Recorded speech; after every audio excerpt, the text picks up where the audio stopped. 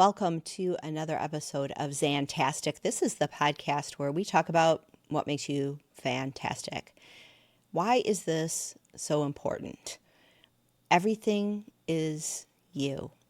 Everything you experience, everything that you believe to be true, everything that is going on in your life right now, it all comes down to you. And so many of us look at our external life and we want things to be different. We want our boss to be different. We want our coworkers, our spouse, our kids, the place we live, our car, the amount of money in our bank accounts. All of these external things, we place a judgment on them. We give them meaning. And we decide it's not good enough. We decide we want something more. The thing is, everything that we're experiencing in our life, everything on the outside of us that we're frustrated with, all of these things start with us. The meaning we give the things in our life can be everything. Now, before my husband had a stroke, my pet peeve with him was that he would always just leave the dishes on top of the dishwasher. And I was like, just put them inside. But he had seen me getting the dishwasher ready to run, and I was rearranging, dishwasher Tetris. I'm sure you've played the game before, and I was rearranging everything. And he decided that I wasn't happy with how he loaded the dishwasher, so he wasn't going to do it anymore. He was just going to let me do it. I don't like bending over. It hurts my back. He had all these reasons why, but I know it was because he saw me playing dishwasher Tetris and he gave that meaning. And then I started to give meaning to him leaving dishes on top of the dishwasher instead of putting them in. And it would frustrate me and I'd get mad at him and we'd have a little argument about the dishes. And it was so stupid. It was my meaning and his meaning, our patterns, having a little argument. It wasn't really us. I mean, the core of who we are, we love each other very much. At our spiritual core, there's a deep, soulful connection there. But we had an argument about these stupid dishes. I look back at that now, and honestly, I leave the dishes on top of the dishwasher and put them in at the end of the day just because I don't like to make a bunch of clatter and disturb everyone in the house. So it's the meaning. It's the meaning that we give things. And that meaning all comes through filters, right? It comes through our senses, and our senses are highly filtered. You take in visual data, you take in auditory data, you take in kinesthetic data, whether it's something you feel on the outside or something that you're feeling on the inside. You have visual data that is happening on the inside. You can close your eyes and visualize a scene of dishes on top of the dishwasher or whatever it is. You have both external and internal pictures as well as auditory. It's internal and external. There's all of this data. How do you know what to pay attention to and what to give meaning to? What makes you decide that? Unfortunately, a lot of times that is all just based on our past experiences. It starts when we're a kid. We have an experience, maybe mom and dad fought about the dishwasher, probably, and we assigned meaning to that. Especially when you're very young, before you're 7 years old, those are your formative years where you start to decide how reality works. And a lot of the beliefs and the patterns that we pick up, they go very unconscious because they're just assumptions we make about how reality works. This is what happens. And those beliefs that we have filter out everything else. You have something in your mind called the reticular activating system, and this is what tells you what is going to be important and what is not important. For right now, there might be a spider web up in the corner of this room. I'm not really sure. I haven't really looked, but there might be. I don't know because it's not important to me. I don't care if there's a spider web or not. Some people, that might be like the end of the world because of how their brain works, their beliefs. I'm sure there's spider webs plenty of places in my house, but I don't pay attention to them. They don't even come into the filters of my reality. And maybe they will at some point, but I have other things that I've decided are more important. And that is what takes up all of my brain processing power. You have these things as well. There are millions of bits of data that are in your reality right now. And thank you for giving some attention to me right here. There are crooked curtains on your windows. There's perfect curtains. There's rock stuck in the tire of your car that you don't pay attention to because what's important? Just getting to the grocery store, right? You can't take in all of that data, but your patterns from your past are the things that structure how your reticular activating system chooses which data to pay attention to and what meaning to assign to that data. Now, untangling all of those past beliefs, you might need, some help doing that. I do coaching that helps people do that. But if you really think about it, time is a construct. Your future and your past, you don't have any control over any of that. Past is just memories, right? Yeah, there's things that happened, but it's not an actual thing that you can go do. It becomes then a memory in your head. It is a story that you tell yourself, maybe repeatedly. It is a story that is maybe unconsciously operating in your life. The only thing you have is now. But think about how much time you spend worrying about the future. I know I do it. Worrying about, what's going to happen. That's also just a story. It is like a memory with a future focus, but all you really have is right now.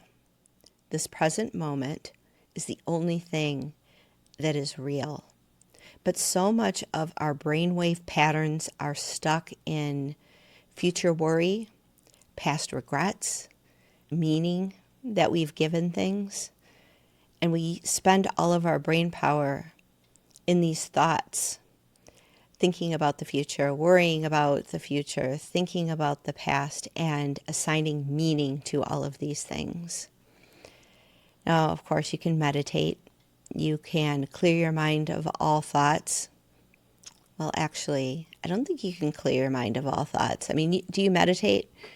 It is a lovely experience, but thoughts are still there.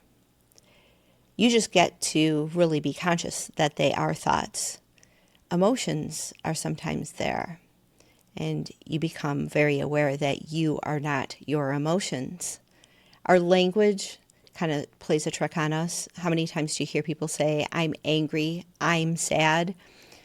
You are not angry. You are not sad. You are feeling anger. You are feeling sadness. You're feeling happy, but you are not an emotion. You are not your thoughts. But we give so much attention to our thoughts, so much attention to our emotions, attention to these things that aren't even real, that we forget what reality really is. We forget who we really are. We forget that we aren't our thoughts, we aren't our emotions, we aren't our worries, we aren't any of those things. We are that pure consciousness, that electric consciousness that infuses these patterns, much like a computer has electricity running through it and runs patterns.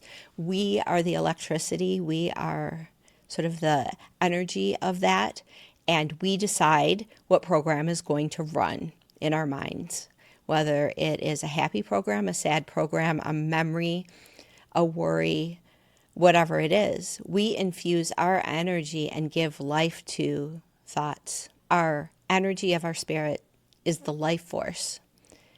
But we need to be more conscious of what we are giving meaning and energy to.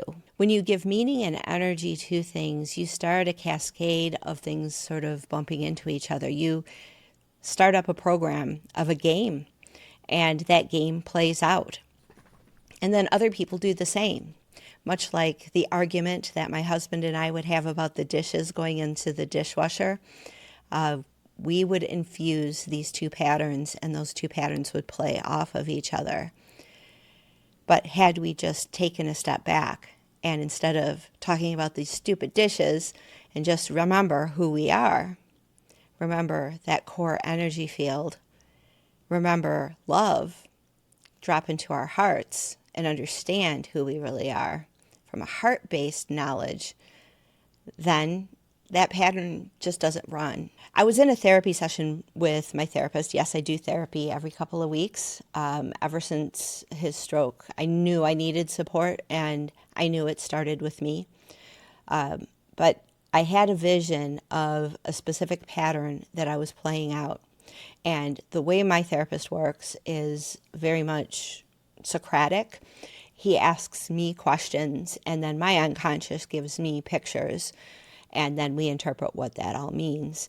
And there was a specific problem, a judgment that I was making on something in my life. And the picture that I received was a playground that I went to many times when I was a kid. And I realized that this pattern had become electrified and was still running sort of as a game. And that's what a lot of our reality is that we experience on the outside. It's just a game that we have infused with our energy. It's the meaning we give to it that makes it hard. It's the judgments that we make that say, I'm done with this. This is too hard. I don't want to do this anymore. When we start saying things like that, then that game has a different kind of energy and it becomes uncomfortable. And then the emotions kind of spin out of control. The thoughts then start working with those emotions. And then we have a negative situation in our life. Untangling all of that is like going into the unconscious and asking the unconscious, what is it thinking here? What program is running? And when you start dissecting that underlying program of what is running, you can withdraw your energy. You can take a step back and see it from a different perspective. You can dissociate from the problem very easy. But it takes attention, and it takes that fundamental awareness of the fantasticness of who you are, that pure light source of who you are, and realize that you're just running a lot of patterns. You know, everybody talks about like AI, and I know it's just large language models. It's just language patterns. And people worry, like, is this going to replace us? Is this going to replace my job? All of that. And people worry about that a lot. And I just don't think it can. It can't replace humans because humans have so much more than just language. Yes, we understand a lot of our world through language, and you might get really good answers that help you think about things in a different way from a large language model, from AI. But when you get down to it, your understanding from an intuitive, non-language standpoint, from a heart-based, right brain, deeper understanding, you can assign more flexible meaning to the things in your life. Meaning is what helps us know what's going on so that we can see things better. You can't just always just like stay in meditation. You have to interact with your world. You probably have a job. You probably have kids that you have to deal with, spouses, family members. You have to interact with your reality.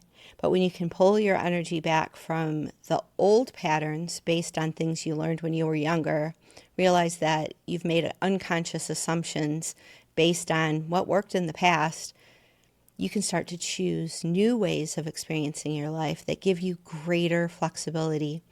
And systems theory tells us the most flexible part of any system is the most powerful.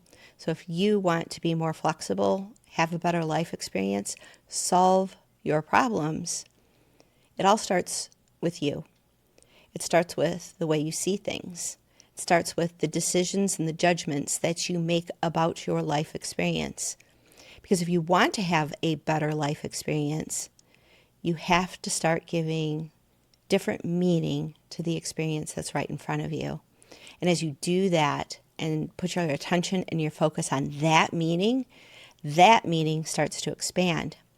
In that way, we can look at something that looks like a challenge and try to find the gift in it. Because I operate from the foundational belief system that life is happening for me, not to me. Hard sometimes, but underlying everything, I understand that that's how life works. It's happening for you, not to you.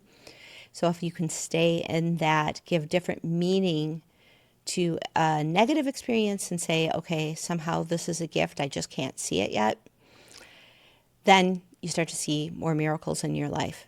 But it starts inside you. It starts with fundamentally understanding who you are, how you work in the world, and the meaning that you ascribe to everything that you experience. So if you want to change your life, you have to start with you. You can't stop your husband from putting dishes on top of the dishwasher by fighting him about it. That just locks you and him into a pattern. His pattern just locked right in with mine. And yeah, it's so minor, but it's a good example because I was like, I had my judgment, he had his judgment. We both gave a certain meaning, and those were contrary to each other rather than working in harmony. And I'm sure you have plenty of situations like that. If you are upset about someone's actions in your life, if you're angry about something, if you are burnt out, if you are frustrated, there is a way out, but the way out is not out there. It's not to solve the problem outside of you. It's to solve the problem within yourself and the meaning that you're giving things. You give it a different meaning, and it's almost like the challenge just discharges. It's almost like that program doesn't run anymore. If it was like one of those things like they have outside of stores, those blow up like dinosaurs or whatever, you turn the power off, it collapses, and so does the problem. You just have to turn the power off to it, and it's gone. If you need help doing that with anything, I do coaching, and we can take your specific problem and basically turn the energy off to it. But you can do it yourself too. But I'd love to work with you if that is something that is of interest to you. Links down below if you're interested. I will see you next time on Zantastic. Thanks for being here.